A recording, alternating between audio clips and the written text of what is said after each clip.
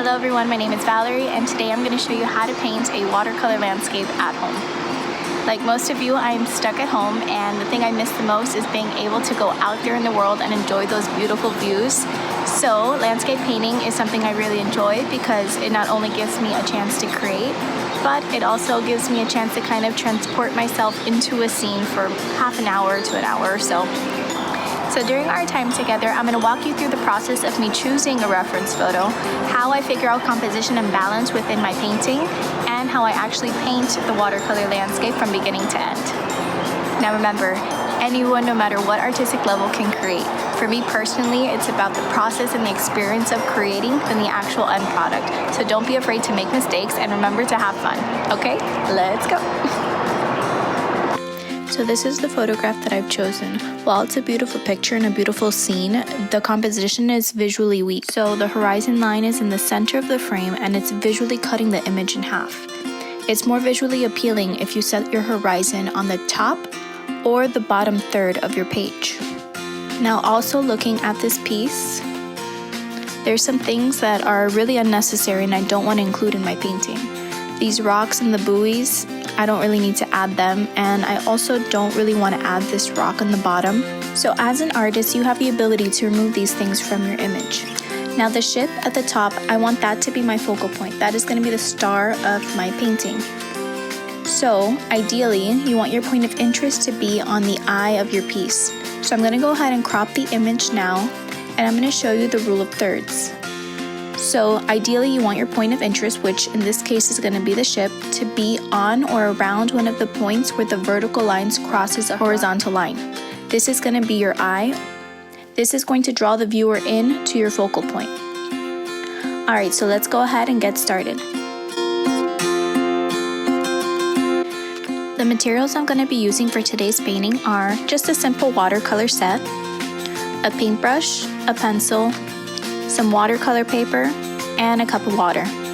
I've also taped down the edges of my paper, and this is just going to avoid my paper warping and just to create a nice frame for my painting when we're done. So on the tape, I'm marking down where the thirds are in my paper.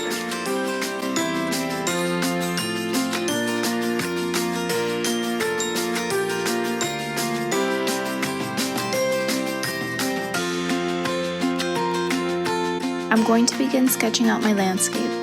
I'm going to start with the horizon line, and since I've already marked off where the third of my paper is, I'm going to use that as a guide to draw my horizon line across my paper. I'm not adding so many details, I'm just marking where things should go. This will give me a general idea when I start painting.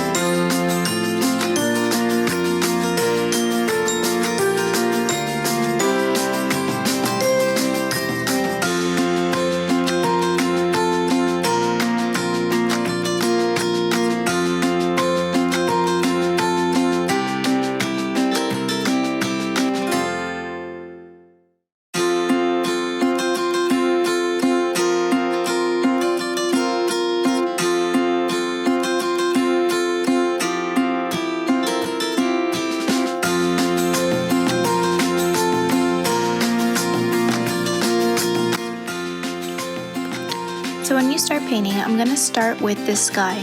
Now normally you want to start from the background and then work your way up to the foreground.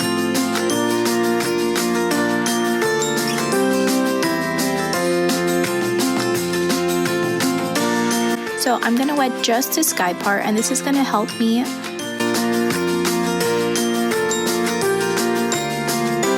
create a nice wash over the sky.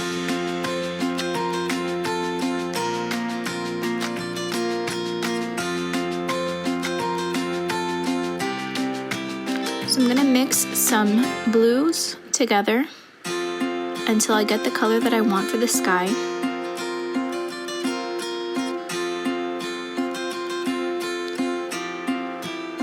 making sure that you're always using enough water for your paint mixture.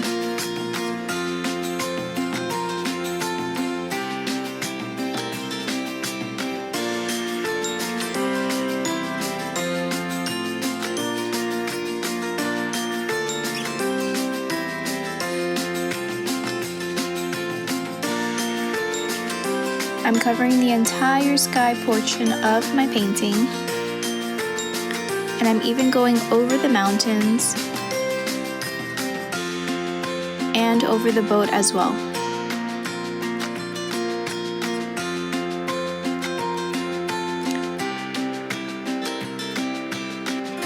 I'm leaving space.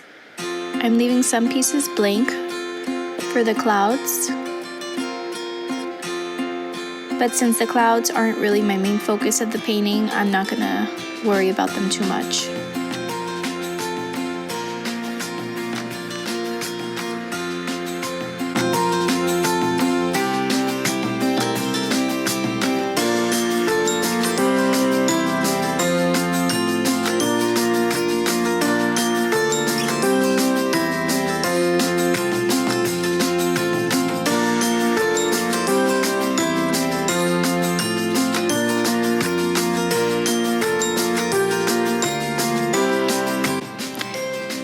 It's always a good idea to have a paper towel nearby in case your brush has too much water. You can quickly dab it off.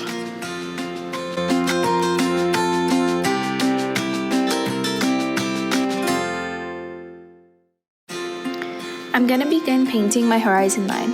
Now in the photograph, the horizon line looks quite sharp, but in real life, something that far in the distance won't be that sharp. So I really want to try to blend it in with my sky so it fades off in the distance.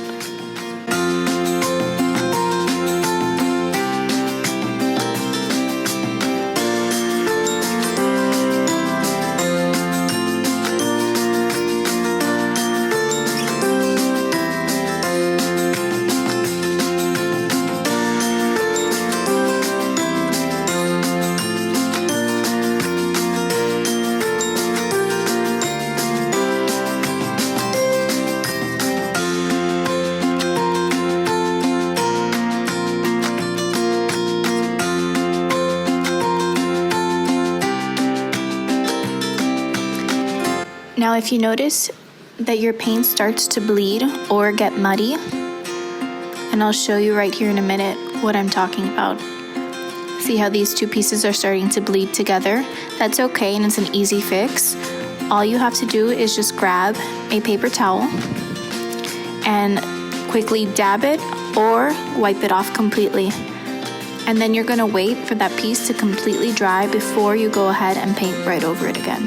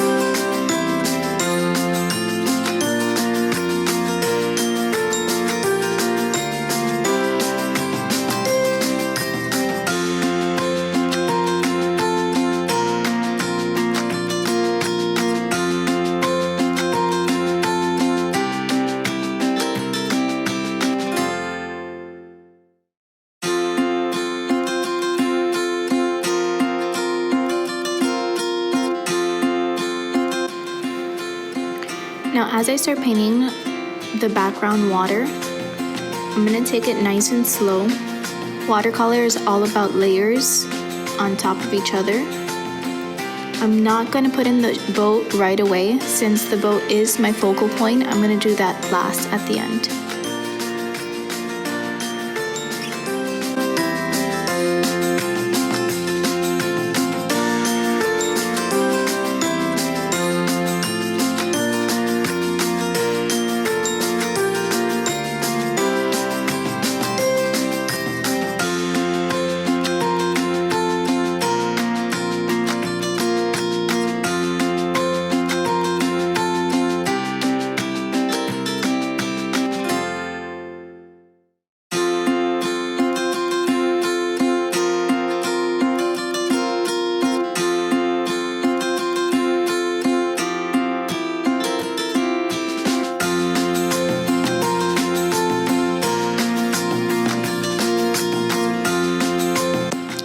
As I work my way down the painting to the foreground, the values start to shift. It's going to be a gradient from dark to light in the foreground.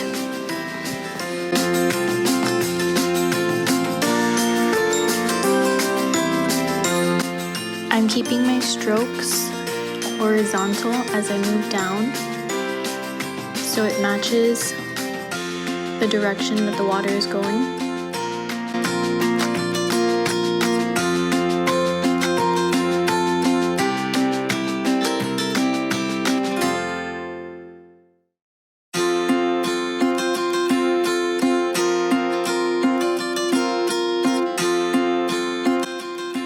As I start to put the rock in, I really want to keep the warmth of the rock because I want it to stand out from the water.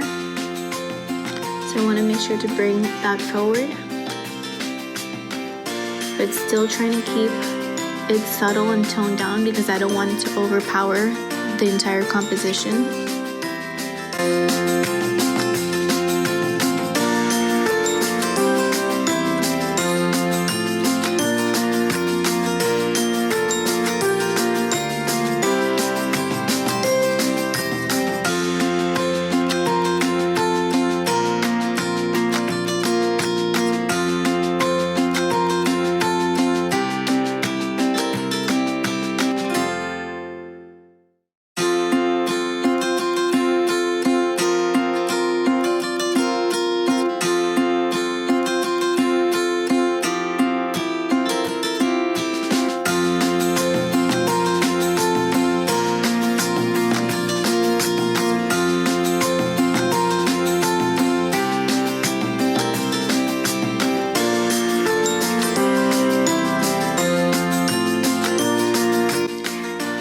Now for the rock that is underneath the water, first I'm going to paint the water and then start adding a little bit of warmth, but not too overpowering because I want it to feel like it's going underneath. So you kind of have to blend the greens, blues with that burnt sienna, that warmth underneath.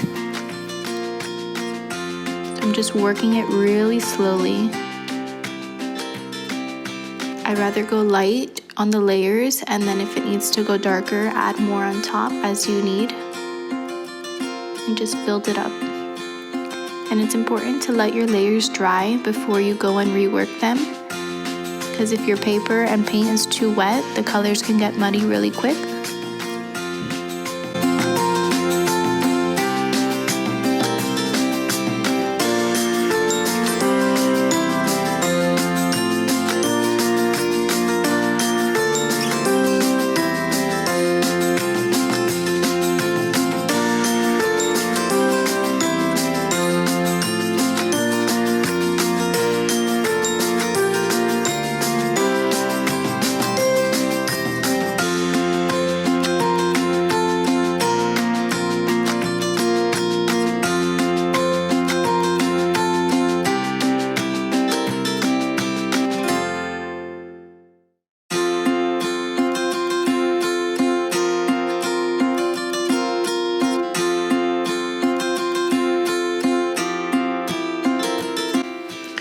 So right now I'm just paying attention to the values of the water. As you notice, the foreground, which is the part that's closest to us in the paper, is a lot lighter than that middle ground, especially since there's that rock right there in the middle, which I'm gonna put in a couple minutes. Right now I'm just trying to get my values correct and reworking the top now that it's dried. And I'm gonna work on that horizon line too to straighten it out in a bit too.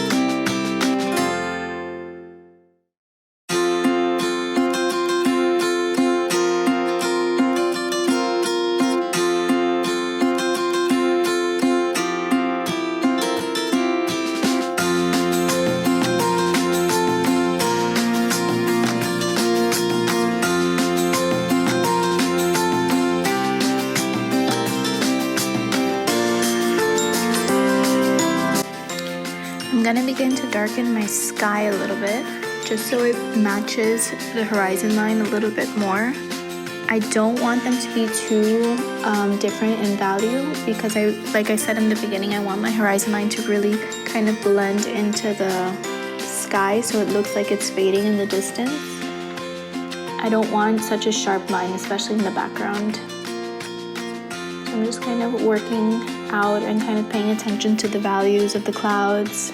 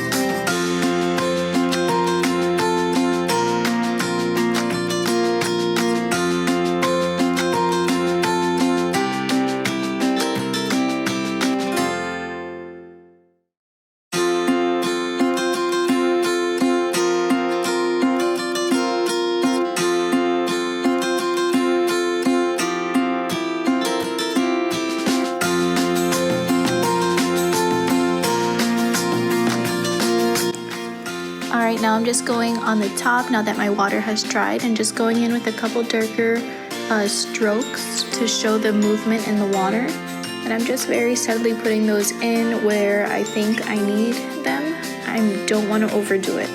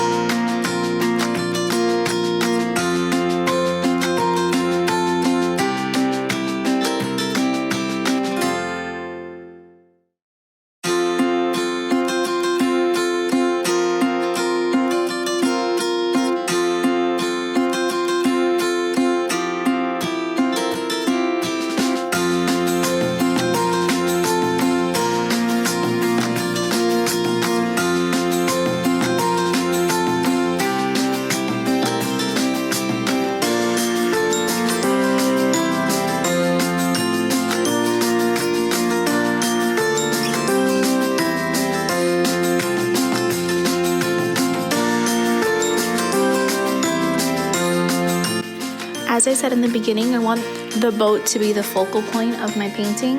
So I'm actually going to use some extra materials here to make it stand out a little bit more. I'm just using a red Sharpie to make the pole that's going, the sail that's going up out of the ship. So I'm just using that to create a line, and I'm just using this palette to create a straight edge. And I'm using a pencil for the other lines on top. And that's just gonna make it stand out a little bit more. I'm also gonna use some white acrylic paint to paint over my watercolor to paint the boat so it pops out a little bit more. And I'm just gonna rework the areas around the boat just to make it pop.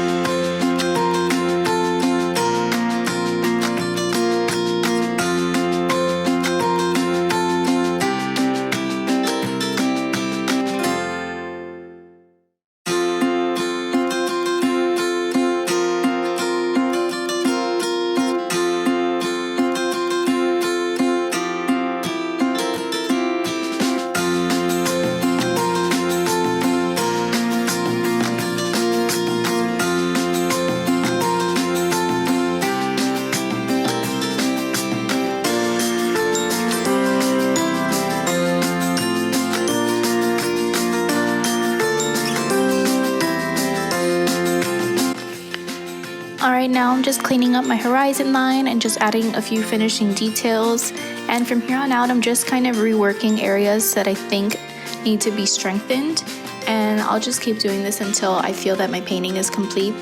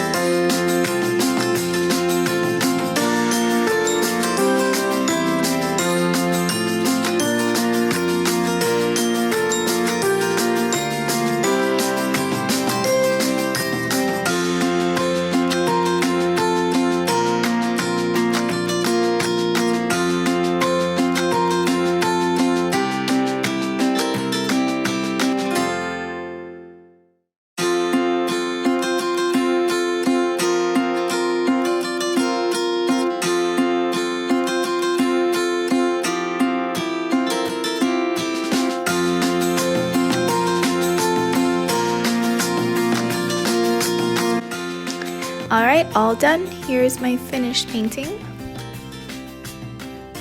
Well guys, thank you for hanging out with me. I hope you learned something and I hope you had a fun time creating with me. I hope you and your family stay safe during this time. Take care. Bye.